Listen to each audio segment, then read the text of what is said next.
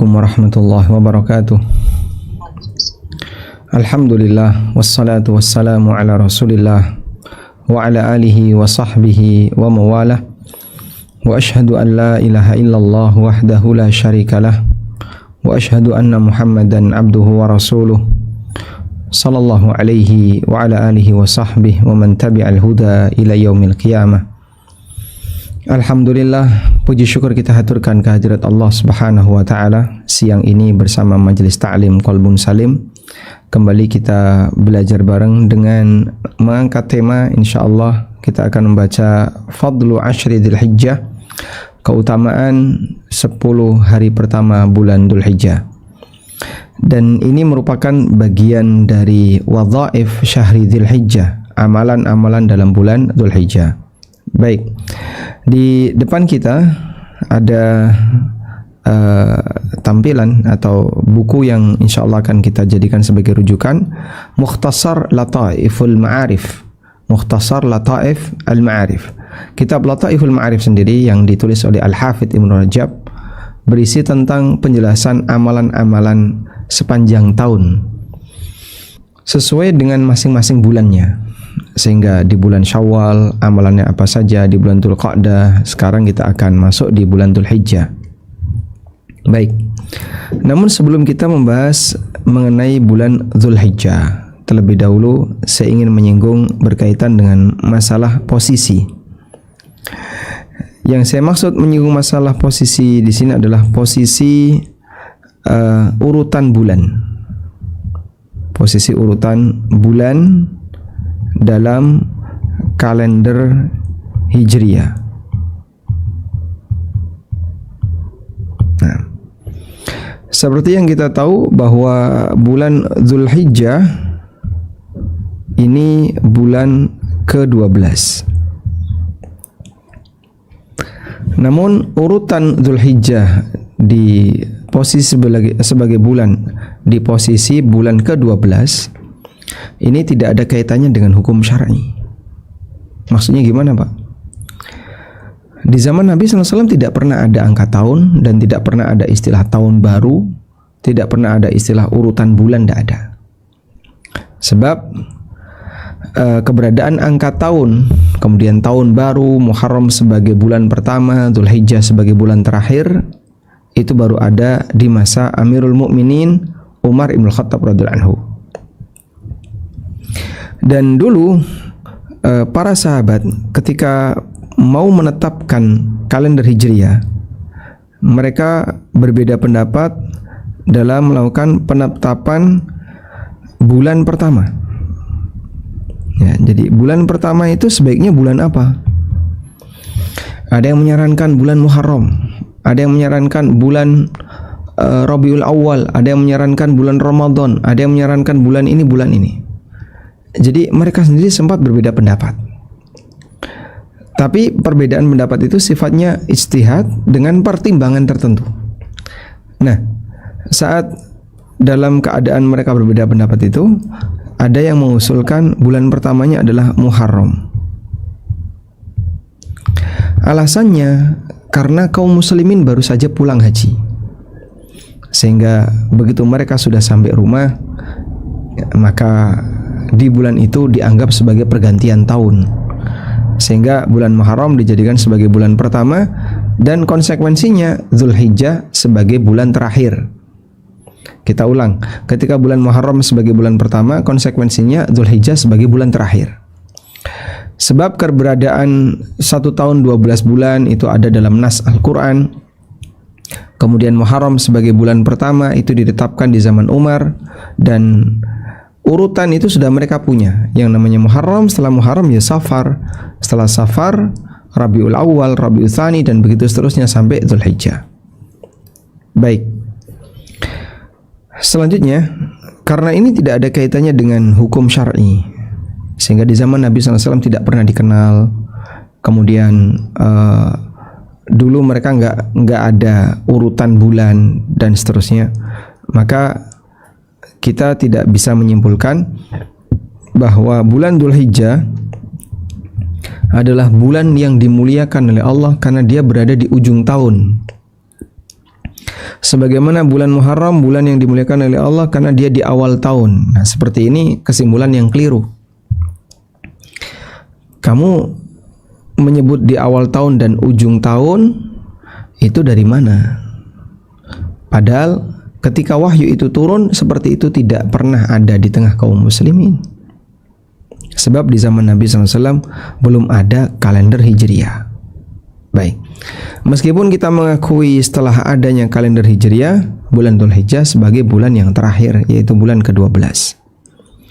Nah, selanjutnya terkait bulan haram. Terkait bulan haram, coba kita lihat ayatnya dalam Al-Quran. Allah Subhanahu wa ta'ala berfirman mengenai bulan haram. Allah mengatakan, inna iddatash syuhuri indallahi 12 syahran fi kitabillah. Sesungguhnya jumlah bilangan bulan di sisi Allah itu ada 12. Fi kitabillah, dalam ketetapan Allah.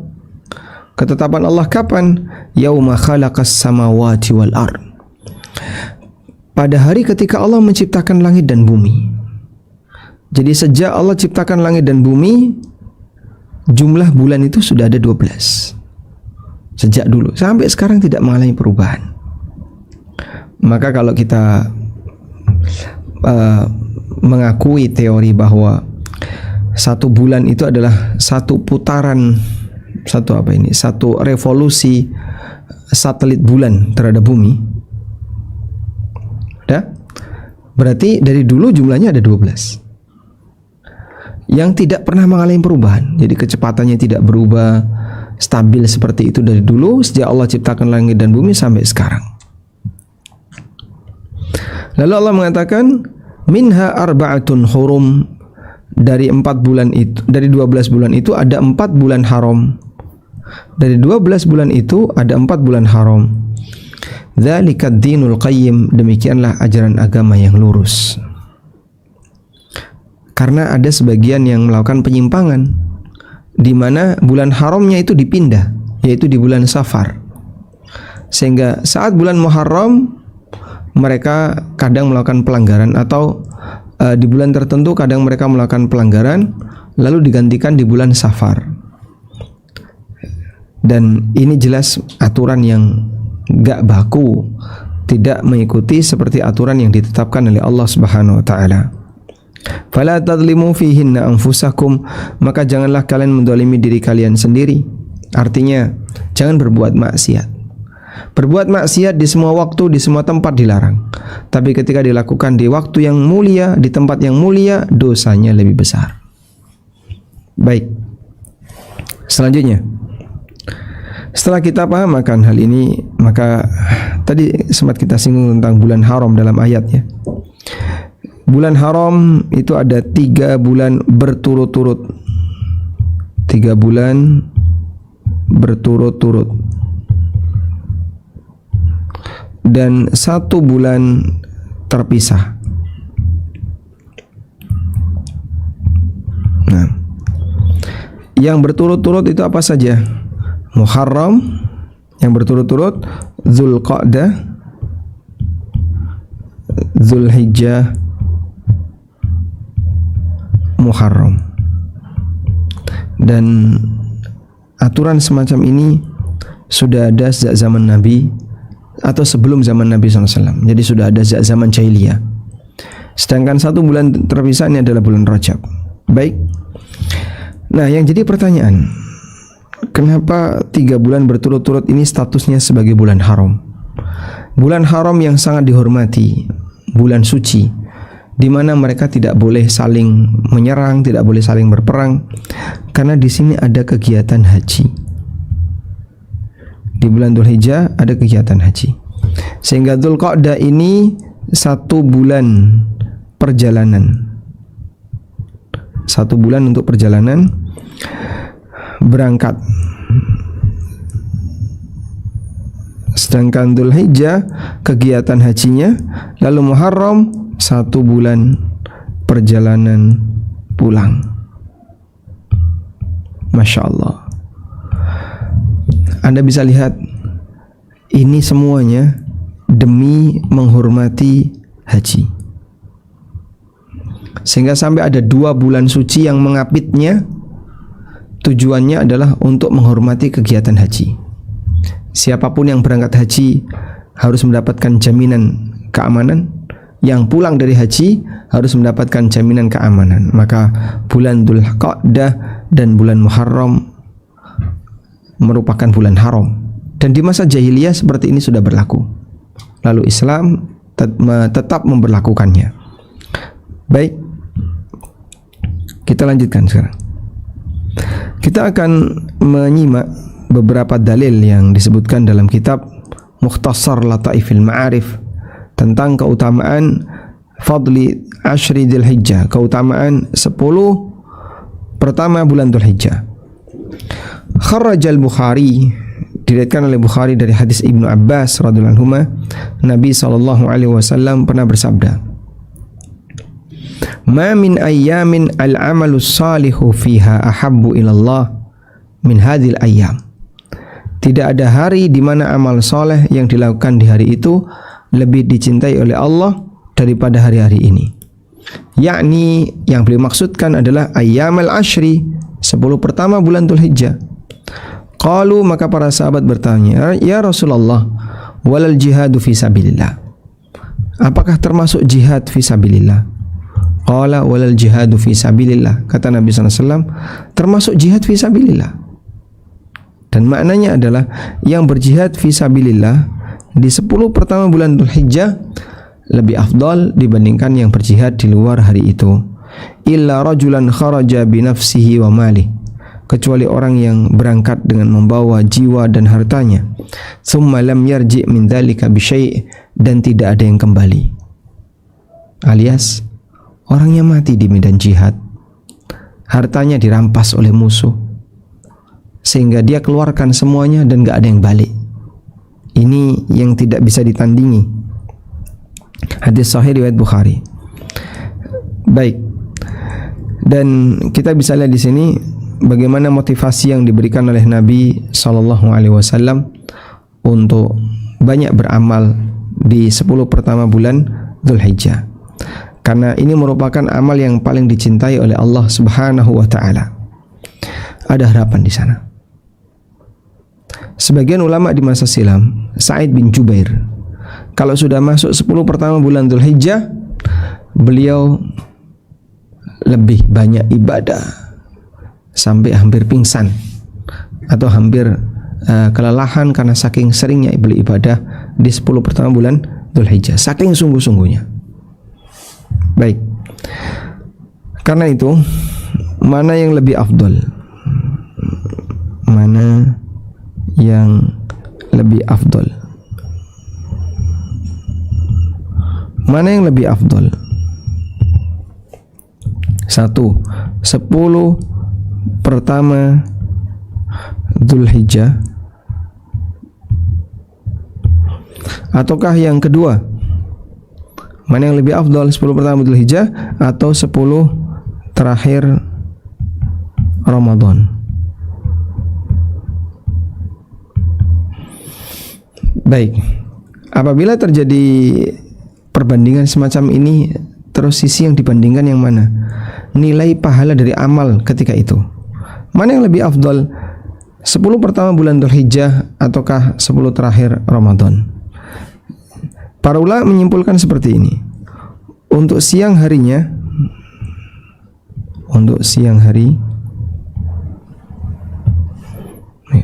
ini yang lebih afdal.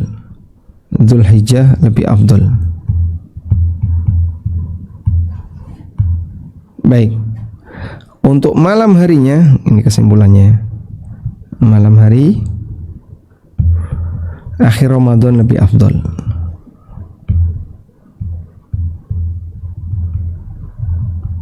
Nah, kenapa akhir Ramadan lebih afdal? Karena dalam akhir Ramadan ada Lailatul Qadar. Karena ketika di akhir Ramadan ada Lailatul Qadar. Baik. Oleh karena itu, untuk 10 pertama bulan Dzulhijjah ibadahnya lebih maksimal siang hari. Sedangkan Ramadan ibadahnya maksimal malam hari. kalau sama-sama puasa ya. Jadi 10 pertama Dzulhijjah Ramadan juga puasa, 10 pertama Dzulhijjah puasa, Ramadan puasa. Maka yang menentukan malam harinya. Baik, karena itulah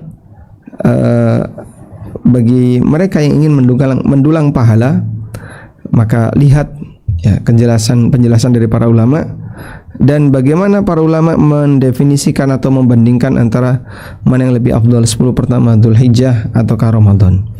Dan akhir Ramadan lebih afdal karena di sana ada Lailatul Qadar.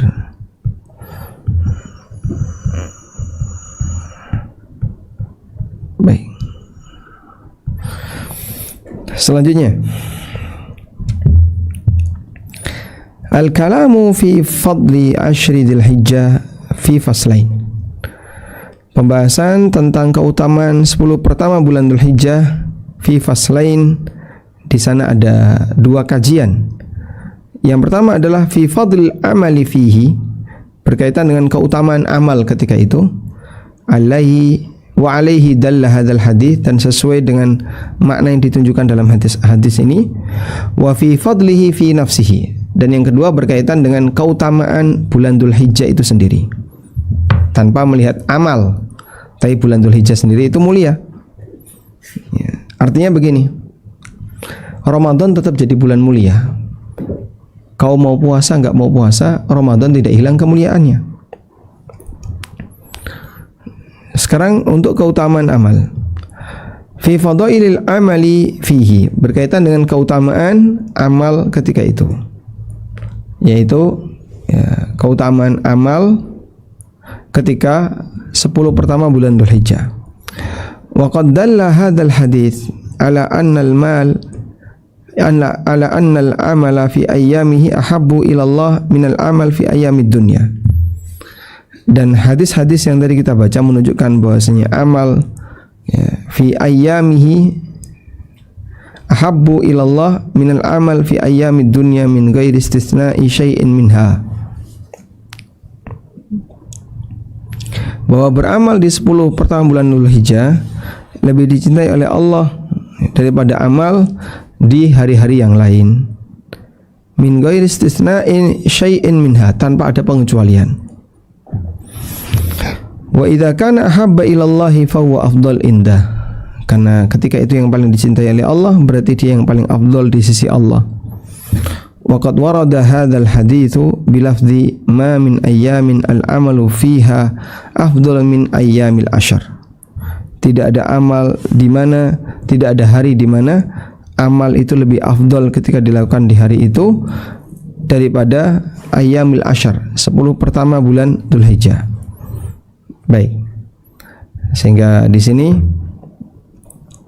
ketika amal itu yang terbaik di 10 pertama bulan Dzulhijjah, dia paling dicintai oleh Allah, maka Allah Subhanahu wa taala memberikan pahala yang berlimpah di sana. Wa idza kana al-amalu fi ayyamil ashri afdal wa ahabba ila Allah. Kalau beramal di 10 pertama bulan Dzulhijjah itu lebih afdal dan lebih dicintai oleh Allah daripada amal di selainnya, min ayyamis sanati kulliha, ya, sepanjang tahun semuanya, saral amalu fihi wa in kana mafdulan afdala minal amali fi ghairihi wa in kana fadilan. Maka beramal di hari yang istimewa, meskipun pelakunya bukan orang yang istimewa, nilainya lebih afdol daripada amal di selain hari istimewa, meskipun pelakunya orang yang istimewa. Masya Allah. Baik.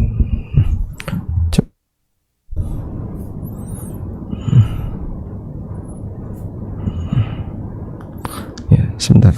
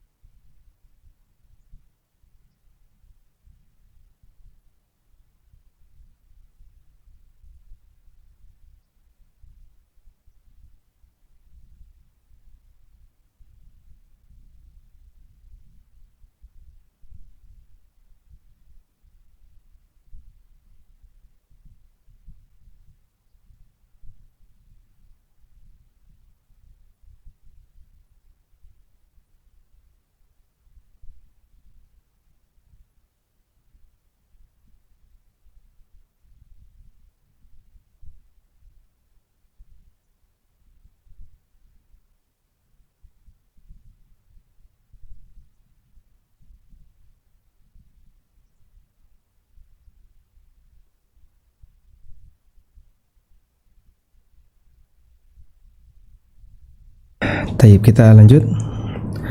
Jadi tadi penulis menyimpulkan, misalnya ada orang awam A, ada ulama B.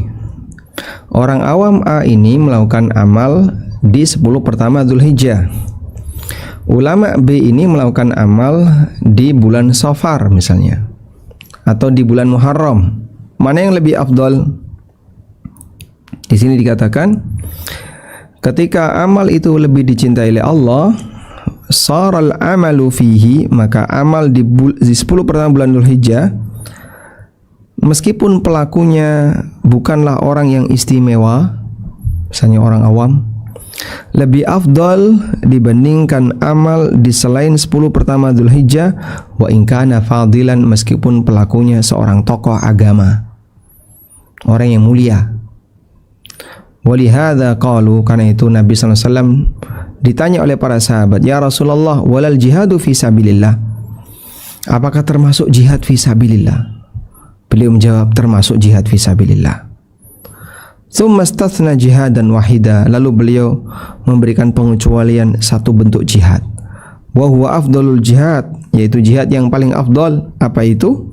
Beliau mengatakan, man ukira jawaduhu wa uhriqa damuhu, jihad yang menyebabkan harta orang itu habis dan darahnya tertumpahkan.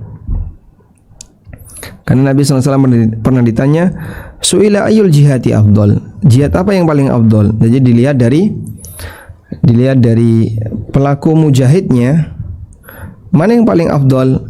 Yang pengorbanannya paling besar. Siapakah pelaku jihad yang paling afdal? Orang yang pengorbanannya paling besar. Ini disebutkan dalam hadis riwayat Ahmad. Wa sahibuhu afdalun nasi darajatan indallah, pelakunya menjadi orang yang paling afdal dan paling tinggi derajatnya di sisi Allah. Sami'an Nabiyyu sallallahu alaihi wasallam rajulan yad'u yaqul, Nabi SAW pernah mendengar ada orang yang berdoa. Dalam doanya itu dia mengucapkan, Allahumma a'tini afdala ma tu'ti ibadakas salihin. Ya Allah, berikanlah aku anugerah yang lebih afdal dibandingkan anugerah yang kau berikan kepada hamba-hambamu yang saleh. Orang ini berdoa, ya Allah, berikanlah aku anugerah melebihi yang lebih afdal dibandingkan anugerah yang kau berikan kepada hamba-hambamu yang saleh. Faqala lahu sallallahu alaihi wasallam, idzan yuqaru jawaduka wa tustashhad. Kalau sampai ini diwujudkan, berarti menghabiskan hartamu dan kau mati syahid. Ya. Ini menunjukkan bahwasanya Allah memberikan kepada orang saleh berupa anugerah amal yang membuat dia punya derajat yang tinggi. Nah, orang ini berdoa kepada Allah, ya Allah, berikanlah aku anugerah yang lebih afdal dibandingkan anugerah yang kau berikan kepada orang saleh. Kata Nabi SAW, wah, kalau kayak gitu bisa menghabiskan seluruh hartamu dan bisa menghilangkan nyawamu. Fahadzal jihadu bi khususihi yafdulu alal amali fil ashri. Maka jihad secara khusus ya, lebih afdal dibandingkan amal di 10 pertama bulan Dzulhijjah. Khusus jihad. Kenapa jihad? Ya karena jihad lahir batin, mengeluarkan biaya banyak, ditambah ini dan seterusnya. Wa amma baqiyatu anwa'il jihad, sementara beberapa jenis jihad, fa innal amala fi asyri Dzulhijjah afdalu wa ahabbu ilallah. Sesungguhnya beramal di 10 pertama bulan Dzulhijjah itu lebih baik, lebih afdal dan lebih Allah cintai. Wa kadzalika sairul a'mal, demikian pula amal-amal yang lain lebih Allah cintai. Baik. Ini menunjukkan bahwasanya amal yang kurang utama yang dilakukan di waktu yang utama bisa menyusul amal yang utama yang dilakukan di selain waktu yang utama. wa yazidu alaihi bi mudha'afati thawabihi wa ajrihi, ditambah lagi dengan adanya pelipatan pahala yang didapatkan. Dan disebutkan dalam riwayat hadis Ibnu Abbas tentang tambahan itu, amal di bulan 10 pertama bulan Dzulhijjah yudha'afu bi sab'i mi'atin, dilipatkan 700 kali.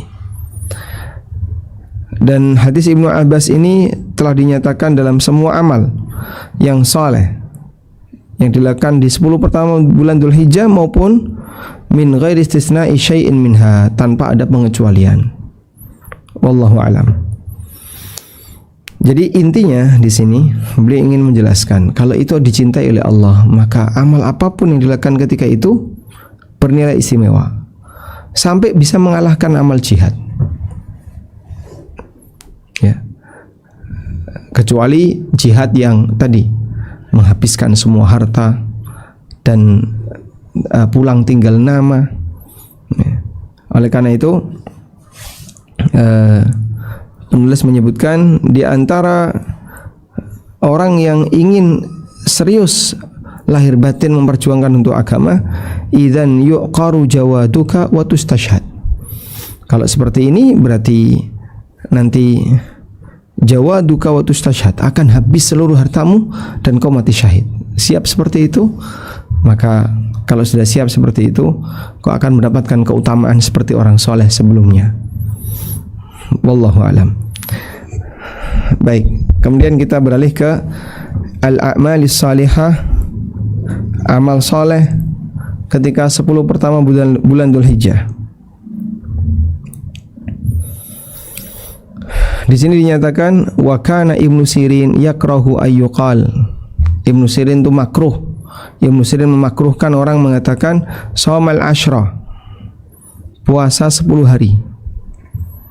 Li'annahu yuhimu dukhula yaumin nahri fihi, karena dikhawatirkan nanti masuk yaumun nahr 10 pertama bulan Dzulhijjah bagian darinya.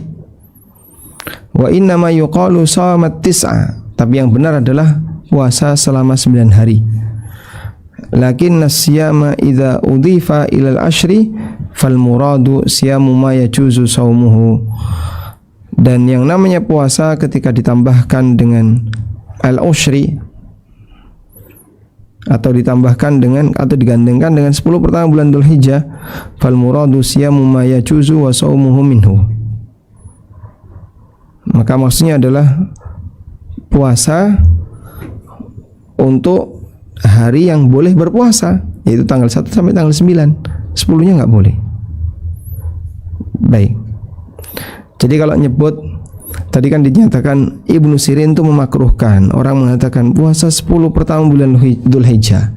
Nanti dikiranya tanggal 10 masuk, padahal itu Idul Adha. Ya. Namun di sini ada keterangan yang lain bahwa apabila puasa itu digandengkan dengan 10 pertama bulan Dzulhijjah, maka maksudnya adalah puasanya saja. Wallahu alam. Yaitu puasa yang boleh dilakukan antara tanggal 1 sampai tanggal 9. Lanjut. Wa kana Sa'd bin Jubair. Sa'ad bin Jubair. Siapa Sa'ad bin Jubair? Atau Sa'id bin Jubair. Sa'id bin Jubair murid dekatnya Ibnu Abbas, salah satunya. Wa huwa alladhi rawa hadzal hadits. Beliaulah yang meriwayatkan hadis ini, yaitu hadis Ibnu Abbas.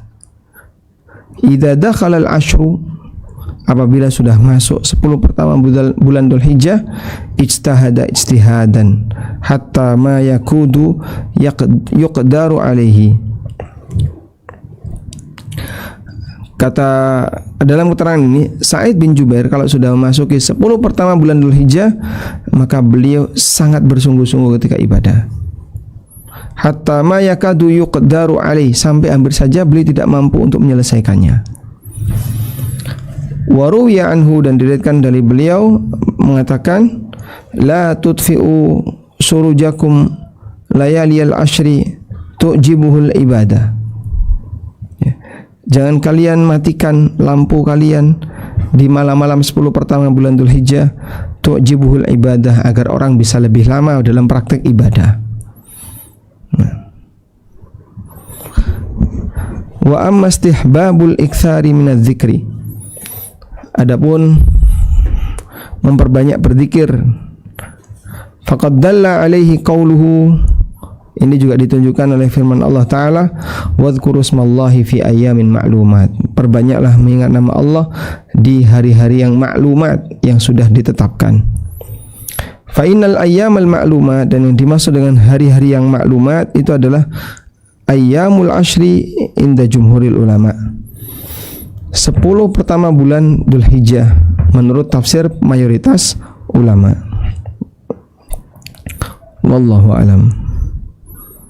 Baik. Nah, dari apa yang disebutkan oleh penulis tadi, kita bisa mengambil kesimpulan tentang amalan yang dianjurkan di 10 pertama Dzulhijjah, atau 9 tadi ya. Amalan di 9 pertama Dzulhijjah.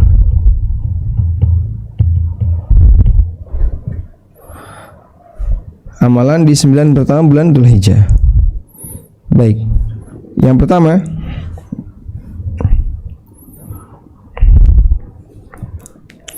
di sini tadi penulis menyebutkan tentang beberapa amalan itu. Yang pertama adalah siam atau puasa selama 9 hari. Kemudian qiyamul lail. Lalu banyak berzikir. Kita tulis ini. Puasa. Qiyam. Jadi malamnya pun dipakai untuk ibadah. Kemudian zikir. Dan aneka bentuknya. Baik. Nah, dulu Sa'id bin Jubair kalau sudah masuk 10 pertama bulan Ramadan, maka beliau demikian sibuk dengan puasa, siam, dan zikir, sehingga ketika itu kaum muslimin akan bisa mendulang banyak pahala siang dan malam, karena dia manfaatkan 10 pertama bulan Dzulhijjah untuk mengisinya beramal siang dan malam, terutama zikir. Ini zikir itu adalah takbiran. Nah, zikir ini adalah takbiran. Orang membaca takbir dimulai dari tanggal 1 sampai 13 Dzulhijjah. Perbanyak membaca takbiran. Nah,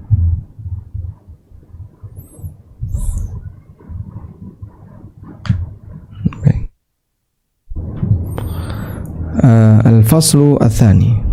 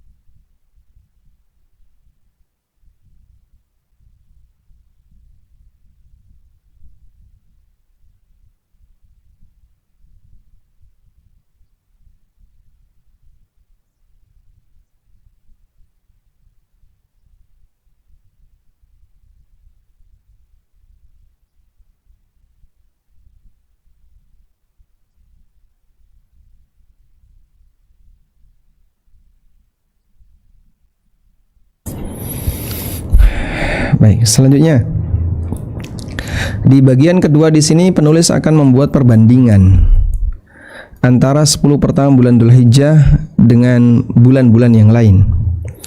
Fi fadli ashri Dzulhijjah ala ghairihi min a'syari syuhur. Mengenai keutamaan 10 pertama bulan Dzulhijjah dibandingkan dengan bulan-bulan yang lain. Tadi sudah kita sebutkan hadis Ibnu Umar yang marfu, "Ma min ayyamin a'dhama indallahi wa la ahabba ilaihi al-amalu fihin." Tidak ada hari yang lebih diagungkan oleh Allah dan lebih Allah cintai ketika orang beramal di sana min hadhil ayyamil ashar, melebihi amalan yang dilakukan di 10 hari ini, yaitu 10 hari pertama bulan Dzulhijjah. Dan mungkin masih banyak orang yang belum begitu merasakan ini ya. Makanya suasana semangat masyarakat untuk beribadah di 10 pertama bulan Dzulhijjah dengan di bulan Ramadan itu beda. Kalau bulan Ramadan, Masya Allah, euforia beramal itu luar biasa. Orang bareng-bareng beramal. Lalu mereka ya, memenuhi masjid, memenuhi tempat-tempat ibadah. Lalu ada yang mengadakan pelatihan sanlat Ramadan dan seterusnya. Itu pas bulan Ramadan. Nah, Dzulhijjah itu tidak ada. Kalau Ramadan sampai sekolah libur, Dzulhijjah tidak disikapi seperti itu. Padahal amal di bulan Dzulhijjah lebih afdal daripada amal di luar bulan Dzulhijjah. Wa qala Masruq fi qawlihi, Masruq mengatakan untuk firman Allah Ta'ala di surat Al-Fajr, Allah bersumpah, wal fajri wa layalin ashar hiya afdalu ayyamis sana. 10 hari pertama ini adalah hari yang paling afdal. Kharrajahu Abdul Razak wa ghairu. Dikeluarkan oleh Abdul Razak dan yang lainnya. Kemudian alasan yang lain bahwa 10 pertama bulan Dzulhijjah di situ ada hari Arafah, dan disebutkan dalam riwayat bahwa afdalu ayyamid dunya Arafah. Hari yang paling agung di muka bumi ini adalah hari Arafah, sebagaimana disebutkan dalam hadis Jabir radhiyallahu anhu. Wa ammal layaliyah, adapun malamnya, faminal mutaakhirin, di antara para ulama belakangan ada yang mengatakan bahwa malamnya 10 terakhir Ramadan lebih utama daripada malam 10 pertama Dzulhijjah. Listimaliha ala lailatul qadar, karena di situ ada Lailatul Qadar. Wa hadza ba'idun jiddan, namun kata penulis ini jauh sekali. Wa tahqiq, kesimpulan yang benar, ma qalahu ba'du a'yanil mutaakhirin, seperti yang dinyatakan oleh sebagian pemimpin pemuka ulama belakangan. Ayyuqal, kesimpulannya, jadi mana yang lebih afdal, Ramadan atau Dzulhijjah? Majmu'u hadzal ashri afdalu min majmu'i ashri Ramadan. Ya, majmu'u hadzal ashri, 10 pertama bulan Dzulhijjah kalau ditotal lebih afdal daripada 10 pertama Ramadan. Wa in kana fi asyr Ramadan lailatun, meskipun di 10 Ramadan ada satu malam la yafdulu 'alaiha ghairu, yang tidak bisa ya diungguli sama yang lain, itulah Lailatul Qadar. Ya. Wallahu alam. Kemudian 10 pertama bulan Dzulhijjah juga punya keutamaan yang lain selain yang di atas. Di antaranya Allah bersumpah dengan menyebutnya wal fajr wa layalin ashar, wa layalin ashar, 10 malam di sini maksudnya adalah 10 pertama Dzulhijjah. Wa layalil ashar, 10 malam di sini adalah asyru Dzulhijjah, 10 hari bulan Dzulhijjah. Demikian pendapat yang sahih menurut jumhur mufassirin di kalangan salaf maupun yang lainnya.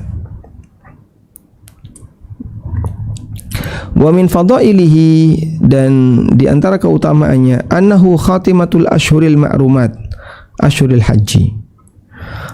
Allah Subhanahu wa taala jadikan ini sebagai penghujung dari kegiatan haji. Yang Allah katakan dalam Al-Qur'an, al-hajju ashhurum ma'lumat. Haji itu di waktu tertentu. wa hiya Syawal wa Dzulqa'dah wa ashrun min Dzulhijjah, dan itu hanya di bulan Syawal, Dzulqa'dah dan 10 hari pertama Dzulhijjah.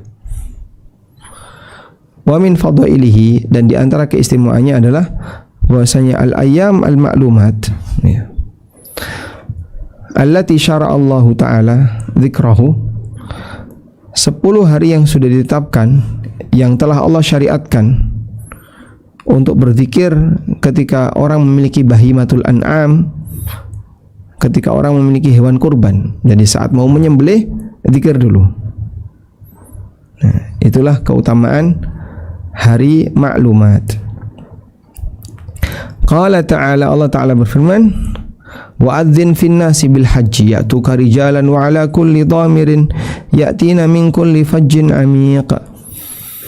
Umumkan kepada umat manusia untuk berhaji, agar mereka datang dengan jalan kaki, wa ala kulli dhamirin, atau di atas kendaraan, ya'tina min kulli fajjin amiq, mereka datang dari lorong-lorong yang jauh, sehingga dari Bogor bisa sampai ke tanah suci Mekah, dari Jawa, dari Jogja bisa sampai ke tanah suci Mekah, karena undangan Nabi Ibrahim alaihissalam. Liyashhadu manafi'a lahum wa yadhkuru ismallahi fi ayyamin ma'lumat, agar mereka bisa menyaksikan manfaat yang mereka dapatkan dan mereka menyebut nama Allah di hari-hari yang telah ditetapkan, ala ma razaqahum min bahimatil an'am, berupa binatang ternak yang Allah berikan kepada mereka.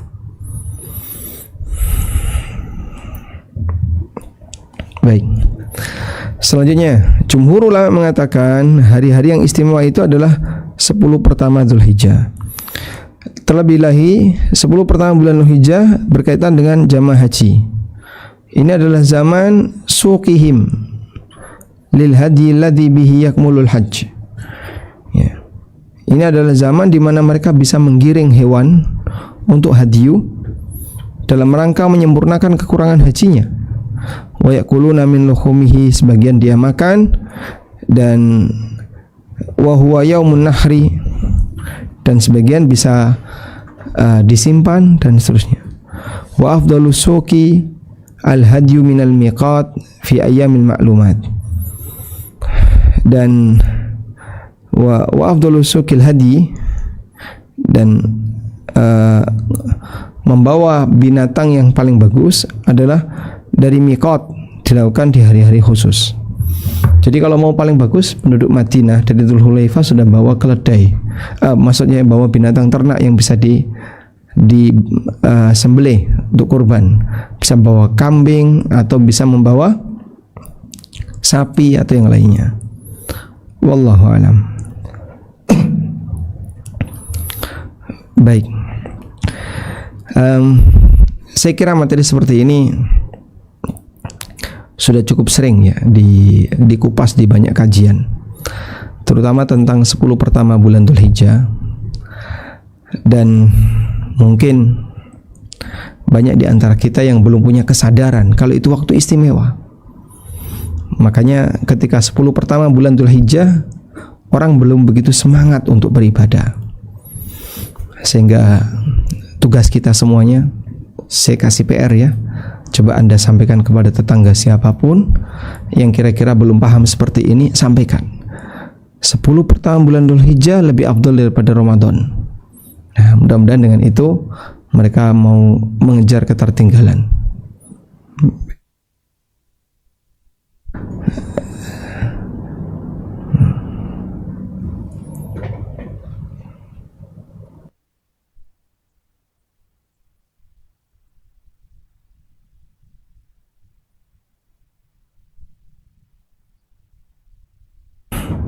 Dan ini sekaligus jadi motivasi bagi kita semuanya ya. Jadi kalau pengen peluang pahala di mana memberitahu orang lalu diamalkan itu bisa mendapatkan pahala dari orang yang mengamalkannya, peluang ini masih cukup longgar. Masih banyak orang yang belum tahu. Kasih tahu mereka. Bapak, ayo kita puasa di tanggal 1 Dzulhijjah sampai tanggal 9 sebisanya. Kalau bisanya 3 hari, 4 hari, 5 hari, silahkan. Ya, kalau mereka mau nurut seperti itu, insya Allah apa yang kita ajak ke mereka lalu diamalkan oleh mereka, kita turut mendapatkan pahalanya. Wallahu alam. Baik, mungkin itu yang bisa kita bahas jemaah, dan insyaallah masih ada sisa waktu kurang lebih setengah jam. Kami kembalikan ke moderator. Wassallallahu ala nabiyyina Muhammadin wa ala alihi wa sahbihi wasallam.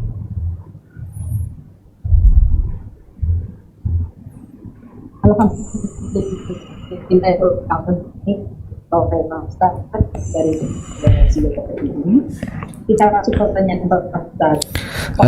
Kalau kita berkorban kambing itu putus-putus, suara ibu putus-putus. Kayaknya sinyalnya kurang terganggu sedikit. Ya. Ya. Apakah suara saya masih putus-putus, Ustaz? Baik, dicoba.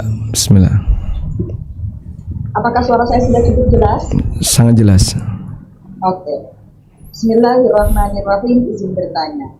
Assalamualaikum Pak Ustadz. Waalaikumsalam warahmatullahi. Kita berkurban kambing, itu bisa kita niatkan untuk seluruh keluarga kah? Apakah kita berkurban sapi juga sama? Satu-satu untuk 7 keluarga? Baik. Ketika seseorang berkorban seekor kambing, apakah bisa diniatkan untuk seluruh anggota keluarganya? Jawabannya iya. Dan seperti itu prakteknya Abu Ayyub Al-Ansari radhiyallahu anhu. Abu Ayyub mengatakan, "Kana rajulu fi ahdin Nabi sallallahu alaihi wasallam yudahhi bisyati anhu wa an ahli baiti." Nabi sallallahu alaihi wasallam dulu atau para sahabat dulu mereka menyembelih hewan korban di zaman Nabi sallallahu alaihi wasallam dengan seekor kambing untuk dirinya dan seluruh anggota keluarganya. Ya, sehingga boleh saja satu keluarga korban seekor kambing untuk dia dan seluruh anggota keluarganya. Bagaimana kalau sapi? Nah, kalau sapi kan 7 orang, ya berarti 7 orang ini plus seluruh anggota keluarganya. Wallahu a'lam. Apakah termasuk di sini itu bisa Ustadz kita berkurban untuk orang yang sudah meninggal? Karena masih banyak yang belum. Masih banyak yang belum paham. Kurban untuk orang yang sudah meninggal. Itu bagaimana? Baik.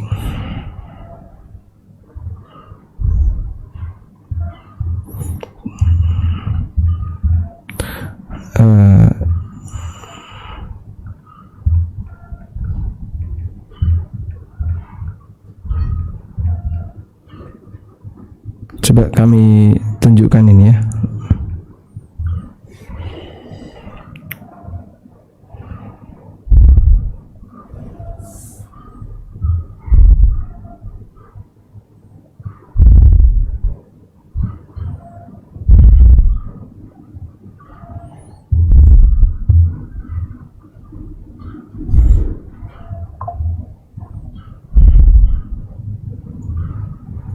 Nah, di sini ada penjelasan tentang kurban atas nama mayit. Fadhahaba Syafi'iyah ila anna adh-dhabha 'anil mayyit la yajuzu bighairi wasiyatin aw waqfin. Menurut ulama Syafi'iyah, berkorban atas nama mayit itu tidak boleh selama tidak ada wasiat. Qala fil Minhaj, dalam kitab Al-Minhaj dinyatakan, wala tajuzu wala taqa'u udhiyatun an mayyitin idza lam yusi biha. Tidak boleh dan tidak legal, ya. Tidak sah kurban atas nama mayit selama dia tidak berwasiat. Baik, selanjutnya wa dhahabal Hanabilah, sementara Hambali, Hanafiyah mengatakan boleh, dan ini yang dipilih oleh Syekhul Islam Ibnu Taimiyah. Sementara Malikiyah berpendapat karahatit tadhiyah anil mayyit, berpendapat makruhnya menyembelih, ya, kurban atas nama mayit idza lam yusi bidzalika, kalau orangnya tidak pernah berwasiat. Baik, jadi kesimpulannya begini, bahwa kurban atas nama mayit itu ada 3. Pertama, mayit diikutkan dengan orang yang masih hidup, sehingga misalnya si A berkorban atas nama dia dan seluruh anggota keluarganya. Nah, di antara anggota keluarganya ada yang sudah meninggal, maka dia turut mendapatkan pahalanya. Untuk jenis seperti ini ulama mengatakan boleh. Yang kedua, berkorban atas nama mayit karena dia pernah berwasiat. Nah, wasiat itu kan menyatakan keinginan yang digantungkan dengan kematian. Kalau besok bapak mati, tolong sediakan seekor sapi dan kurbankan atas nama bapak sendirian. Bisa seperti itu. Dan statusnya jadinya dia menggandengkan orang yang sudah mati dengan yang sudah hidup, dengan yang masih hidup. Yang kedua, atau tadi wasiat ya. Wasiat. Yang kedua adalah wasiat. Yang ketiga, berkorban atas nama mayit tanpa wasiat. Dan dilakukan khusus untuk mayit, bukan menggabungkan dengan keluarga tadi. Maka dalam hal ini ulama khilaf, berbeda pendapat. Kita coba catatnya. Korban atas nama mayit. Tadi yang pertama, diikutkan dengan orang yang hidup. Yang kedua, ditunaikan karena wasiat. Ya. Jadi kalau ditunaikan karena wasiat, hukumnya boleh. Nah, 1 dan 2 ini boleh.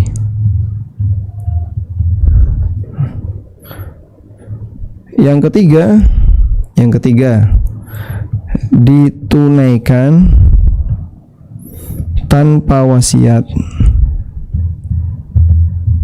dan untuk mayit sendiri, sehingga di situ tidak ada wasiat, tapi setelah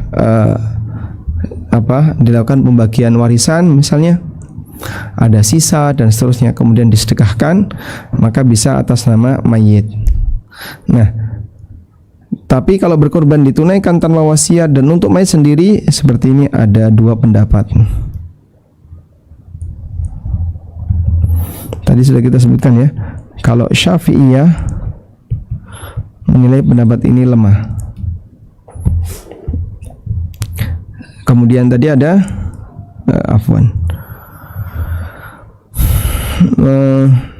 Hambali dan Hanafi membolehkan, sementara Malikiyah mengatakan makruh.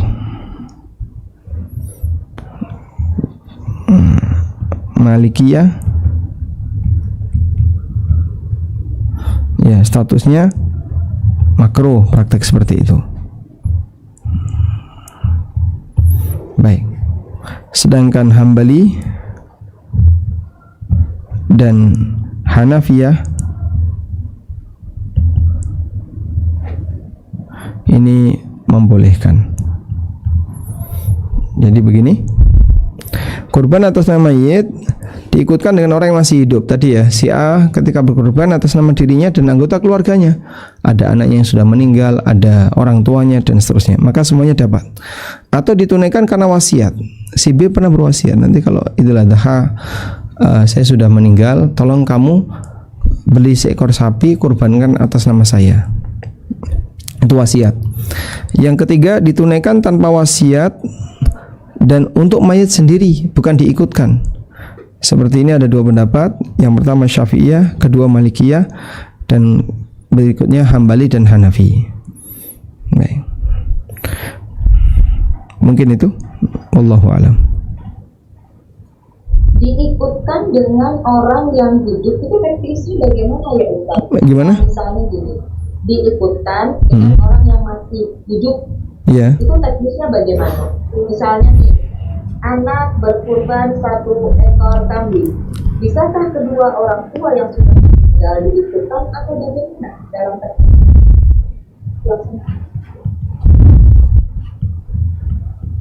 Jadi diikutkan dengan orang hidup itu sebenarnya kalimat doanya sudah ada saat mau menyembelih. Jadi kalimatnya anni wa an ahli baiti wa an ahli baiti. ini kurban atas nama diriku dan seluruh anggota keluargaku. Nah, seluruh anggota keluargaku di situ, baik yang sudah meninggal maupun yang masih hidup, semuanya dapat. Seperti apa Pak seluruh anggota keluarga itu? Nah, kalau kita serahkan kepada ilmu Allah, Allah yang maha tahu siapa nanti yang dapat pahala, maka kita serahkan kepada Allah Subhanahu wa ta'ala. Wallahu alam. Apakah benar kurban dengan kambing itu lebih afdal daripada sapi? Ya. Urutan afdaliyah, mana yang paling afdal dalam berkorban? Urutan afdaliyah kurban,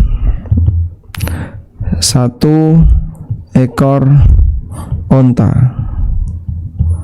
sendirian alias tidak urunan. Yang kedua, 1 ekor sapi sendiri, tidak urunan. Yang ketiga, urunan sapi.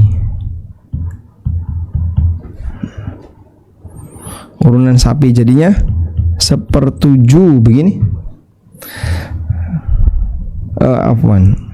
Yang ketiga, yang lebih tepat, kambing.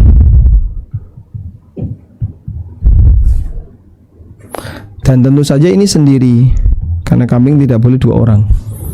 Nah, mana yang lebih afdal? 1, 2, 3 sesuai urutan yang paling afdal.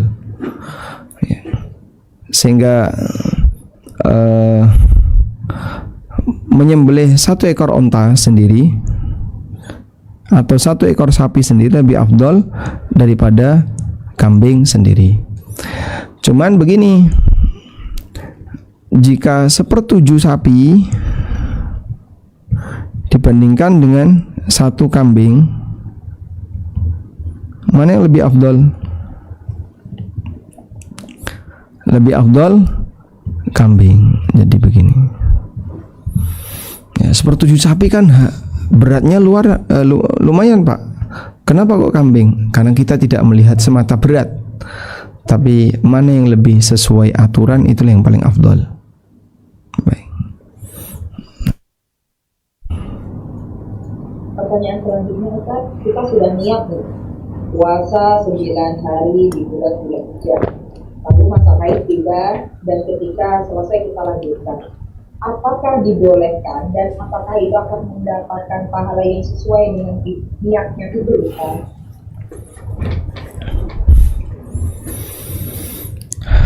Ketika orang itu beramal itu kan berawal dari niat ya.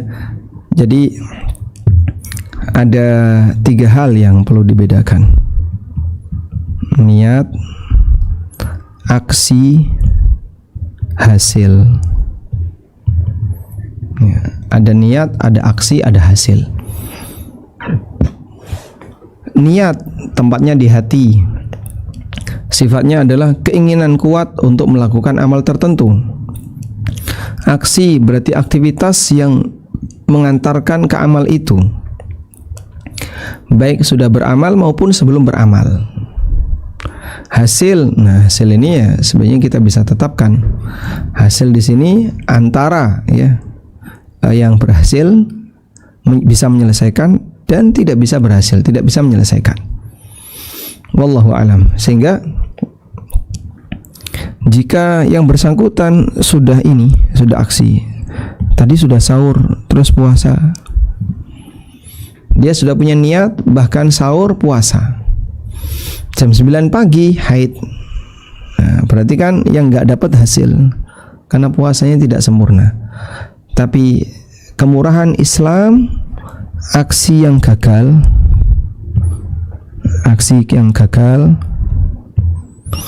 gimana?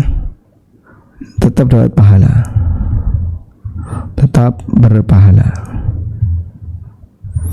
Nah, wallahu alam. Jadi yang haid tadi kalaupun gagal tetap berpahala. Nah, bagaimanakah niatnya jika dalam 9 hari itu kita masih ada hutang puasa? Kalau ada utang puasa, dahulukan utang puasa dulu. Dan Umar bin Khattab radhiyallahu anhu menganjurkan agar utang puasa dibayarkan di 9 hari pertama Dzulhijjah. Oleh karena itu bagi yang masih punya utang puasa, segera bayarkan utang puasanya dulu. Wallahu alam. Ustadz izin bertanya, apakah amalan wajib seperti zakat bisa dilaksanakan di 10 hari Dzulhijjah untuk mendapatkan pahala yang dilipat gandakan? Begitu juga mengenai wakaf, apakah sebaiknya diberikan di 10 hari ini untuk pahala yang lebih? Yang kedua tadi mengenai apa? Mengenai wakaf. Wakaf. Baik, zakat atau baik.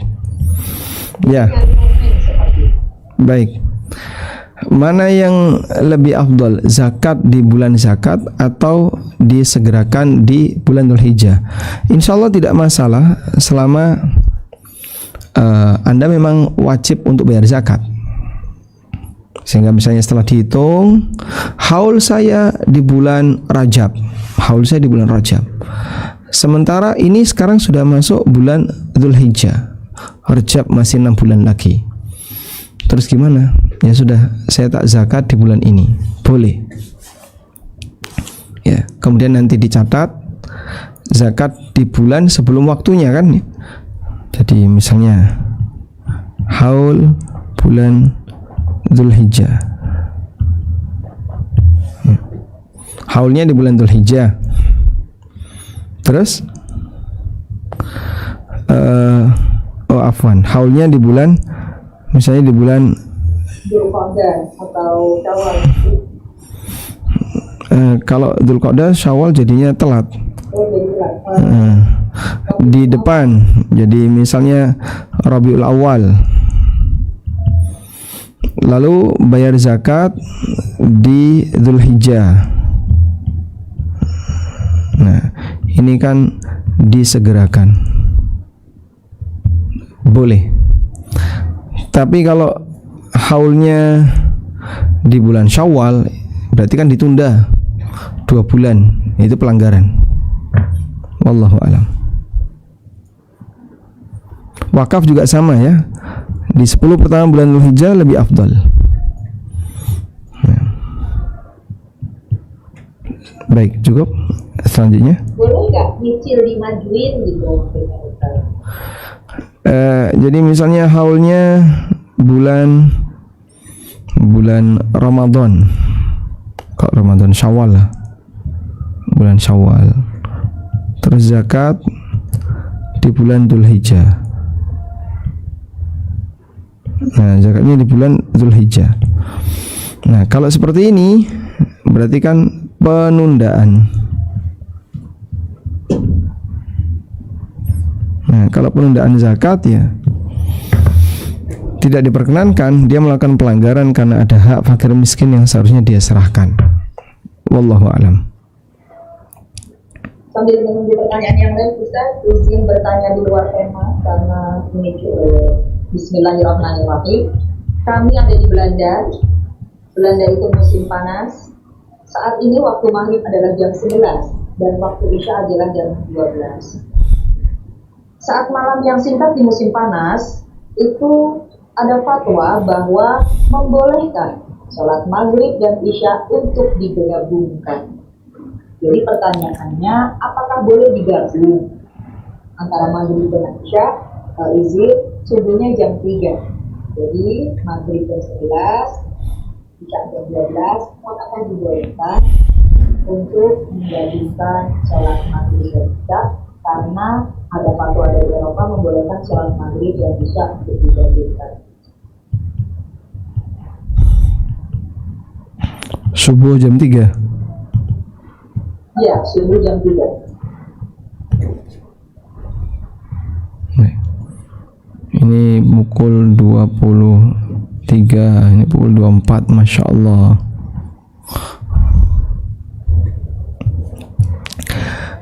Di sini kalau kita lihat kan masih ada selisih ya. Ini 1 jam, ini selisih 3 jam.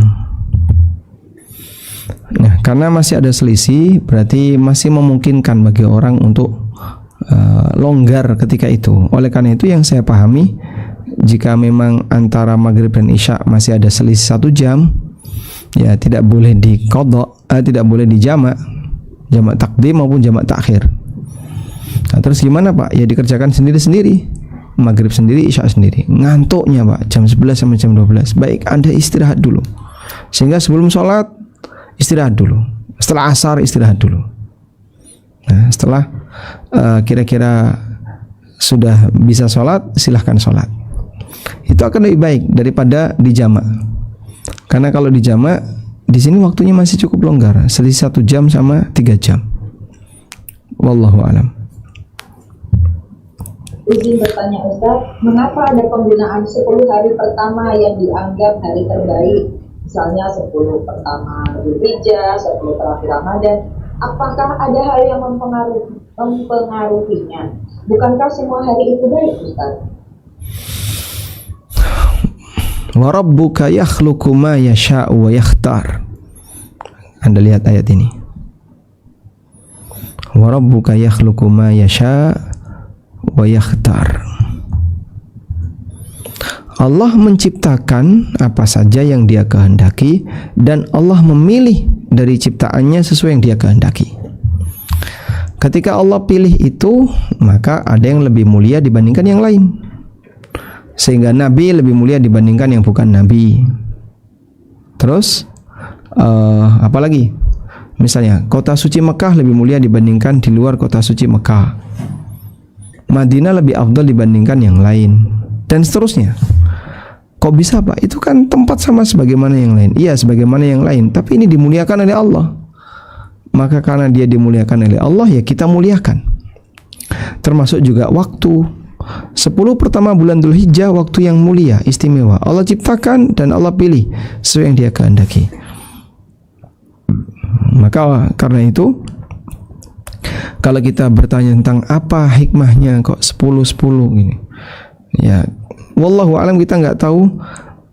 Namun landasan seorang mukmin dalam beramal adalah karena di situ ada perintah, atau di situ ada motivasi yang valid untuk melakukannya. Karena itu Anda ikuti sesuai dengan data yang ada, dalil yang ada mengenai kenapa seperti itu. Wallahu alam, kita nggak tahu. Nah,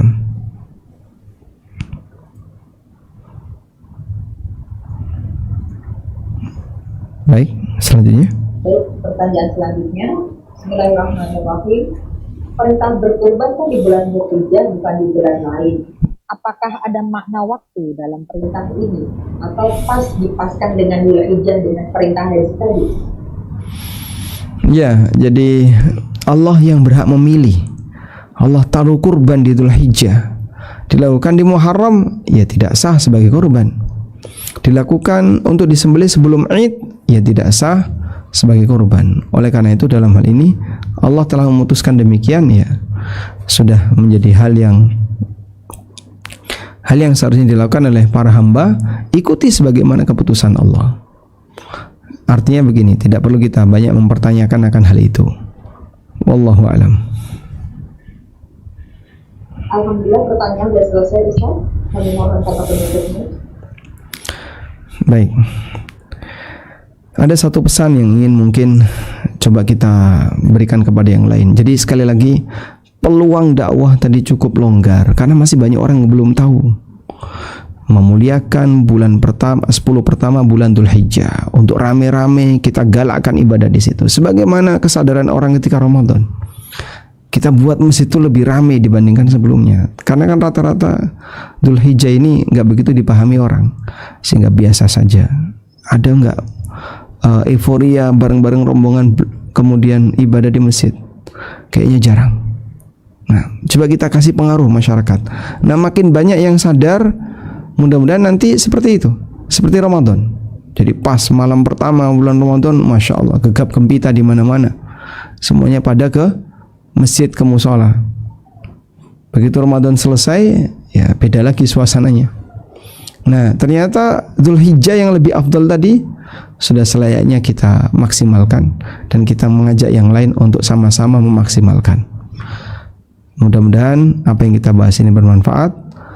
Wassallallahu ala nabiyyina Muhammadin wa ala alihi wa sahbihi wasallam. Wa akhiru da'wana anil hamdulillahi rabbil alamin. Wassalamualaikum warahmatullahi wabarakatuh.